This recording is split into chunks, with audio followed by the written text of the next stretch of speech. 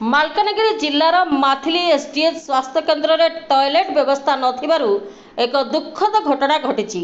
रोगी और सहयोगी द्वारा जाइथिबा छवि एवं सामाजिक गणमाध्यम भाइराल होउछि, जेउठी एक महिला रोगी जहां हाथ में सालाइन लगाई से जड़े सहयोगी सहित डाक्तरखाना बाहरी सागर बंध पाखक शौच पाई जाउछंती।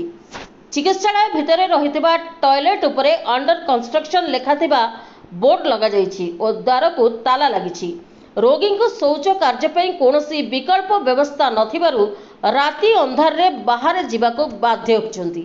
स्थानीय लोकमानक मध्यरु एक निराशा और क्षोभर स्वर उठिछि। सेमाने पचारुछंती यह कौन एक डाक्तरखानार मानविक अवस्था। स्वास्थ्य केन्द्र टॉयलेट बंद अवस्था द्वारा दैनिक रोगी और सेमानक सहयोगी माने विपद रे पड़ुछंती।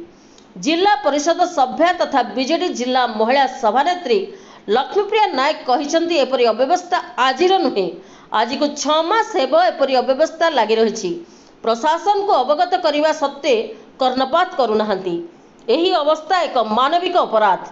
मौलिक सुविधा नथिबारु रोगी एवं तांको परिवार लोक अपमान बोध करछंती। मु प्रशासन पाखरे अनुरोध करुछि जे तुरंत ई व्यवस्था को दृढ़ भावरे नै व्यवस्था निया जाऊ।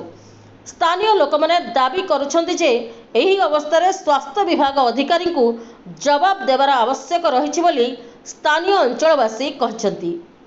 मालकानगिरी जिल्लारो Prashant Kumar Sagaria report, prime TV Odisha.